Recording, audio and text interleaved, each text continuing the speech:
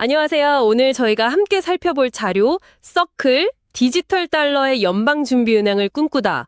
이거 정말 흥미롭게 봤습니다. 네, 안녕하세요. 사실 많은 분들이 그럴 텐데요. 저도 서클하면 그냥 스테이블 코인, 그 USDC 발행하는 회사, 딱 그 정도로만 알고 있었거든요. 네, 그렇죠. 보통 그렇게들 많이 아시죠? 근데 이 자료를 보니까요. 와, 이 회사의 목표가 훨씬 크더라고요.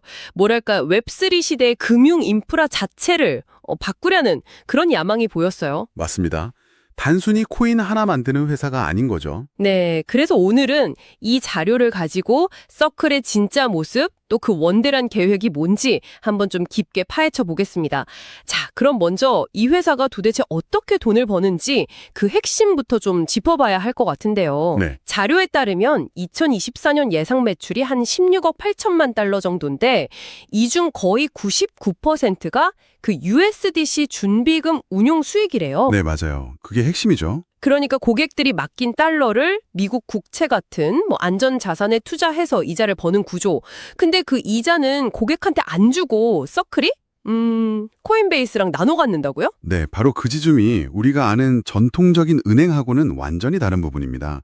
은행은 보통 예금을 받아서 대출을 해주잖아요. 네, 그렇죠. 그 과정에서 당연히 신용 위험이라는 걸 지게 되는데 서클은 그 대출 자체가 없어요.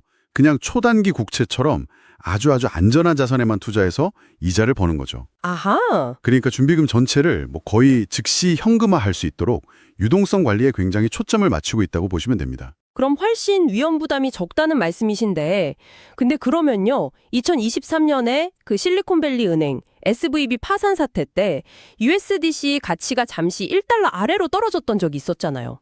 아, 네, 맞아요. 그건 왜 그랬던 걸까요? 준비금 관리에 예상 못한 변수가 있었던 건가요? 네, 그거 좋은 질문인데요. 그 당시에 서클 준비금의 일부가 SVB에 예치되어 있었어요. 아, 그랬군요. 네, 그러니까 시장에서 저거 괜찮나? 하는 불안감이 확 커졌던 거죠. 게다가 이제 은행 예금이랑은 다르게 USDC는 FDIC 같은 그런 명시적인 보호장치가 없다는 점도 좀 영향을 미쳤고요. 네. 물론 서클이 그 사태 이후에는 준비금 관리를 더 투명하게 하려고 세계 최대의 자산운용사죠. 블랙록. 아, 블랙록, 네. 네, 블랙록이랑 협력해서 준비금 펀드도 만들고 여러 가지 신뢰 회복 조치를 했어요. 사실 은행과 다르게 대출 안 하고 안전자산에만 투자하는 건요. 단순히 위험 회피 목적만이 아니라 이 USDC의 안정성, 약속을 지키고 또 규제 당국한테 신뢰를 주려는 그런 핵심 전략이기도 한 거죠. 그렇군요. 아, 결국 고갯돈을 굴려서 얻는 그 연간 16억 달러가 넘는다는 이 엄청난 이자 수익. 이게 있으니까 서클이 단순히 코인 발행만 하는 게 아니라 금융판 자체를 바꾸려는 디지털 연방준비은행 혹은 자료에서 말하는 웹3 시대의 비자 같은 그런 야망을 진짜 현실로 만들었던 자금력을 갖게 된 셈이네요. 네, 맞습니다. 자료에서도 보면 기업용 API나 온체인 회계 서비스 같은 B2B 솔루션들을 되게 강조하고 있더라고요. 네, 맞아요. 그 야망을 보여주는 아주 구체적인 예시 중 하나가 바로 서클 페이먼트 네트워크, CPN이라는 겁니다. CPN요? 네, 이건 뭐냐면 블록체인 기술을 활용한 국제 결제망인데요. 기존에 우리가 쓰는 스위프트 망하고는 좀 다르게 중개자 없이 거의 24시간 실시간으로 그리고 훨씬 싸게 국경간 송금을 가능하게 하려고 설계된 거예요. 와, 그게 가능하다면 정말 편리하겠는데요? 네, 실제로 이미 일본 기업이 미국 기업한테 USDC로 대금 결제하는 그런 사례도 나오고 있거든요. 이게 만약 활성화된다면 해외 직구나 기업 간 거래 같은 게 지금보다 훨씬 간편해질 수 있다는 거죠. 흥미롭네요. 근데 경쟁 환경은 좀 어떤가요?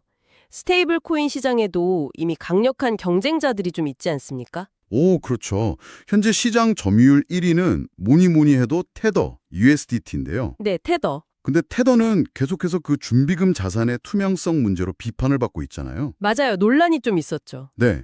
반면에 서클은 정기적으로 감사 보고서를 딱딱 공개하면서 신뢰도를 높이는 데 굉장히 주력하고 있어요. 최근에는 유로화 기반 스테이블 코인 EURC 이것도 출시했고요. 아, 유로화 기반도요? 네, 영향력을 넓히려는 거죠. 다만 변수도 있습니다.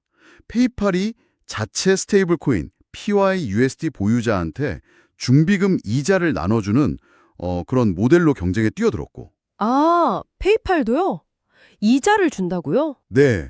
그리고 또 메이커다오의 다이 같은 탈중앙화 스테이블 코인, 이것도 무시할 수 없고요. 이런 상황에서 서클은 이제 규제 당국하고 굉장히 적극적으로 소통하고 협력하면서 제도권 안으로 들어가려는 전략을 쓰고 있습니다. 예를 들면 유럽연합의 암호자산 규제 미카 인증을 받은 게 대표적이죠. 규제 친화적인 스탠스군요. 그럼 중앙은행 디지털 화폐 CBDC와의 관계는 좀 어떻게 보고 있나요? CBDC가 나오면 서클 같은 민간 스테이블 코인의 역할이 좀 줄어들지 않을까 싶은데요. 서클은 약간 충돌보다는 공존 모델을 생각하는 것 같아요. 자료에서도 그런 뉘앙스가 있는데 중앙은행이 이제 기관 간 거래에 쓰는 도매형 CBDC를 발행하면 서클 같은 민간 기업이 이걸 기반으로 해서 일반 사용자나 기업들을 위한 소매 서비스를 제공하는 거죠. 아, 그러니까 일종의 CBDC 유통 파트너 역할을 하겠다. 이런 전략인 건 거군요. 네, 그렇게 볼 수 있을 것 같습니다. 자, 오늘 이야기를 좀 종합해보면요. 여러분이 보내주신 이 자료 속 서클은 우리가 알던 단순한 스테이블 코인 발행사 그 이상인 것 같습니다. 디지털 달러 USDC를 기반으로 해서 아예 글로벌 결제 인프라를 구축하려는 상당히 큰 그림을 가진 금융기술 기업에 가깝네요. 네, 그렇죠. 그 동력은 결국 고객 예치금에서 나오는 그 막대한 이자 수익, 그리고 블록체인 기술인 거고요.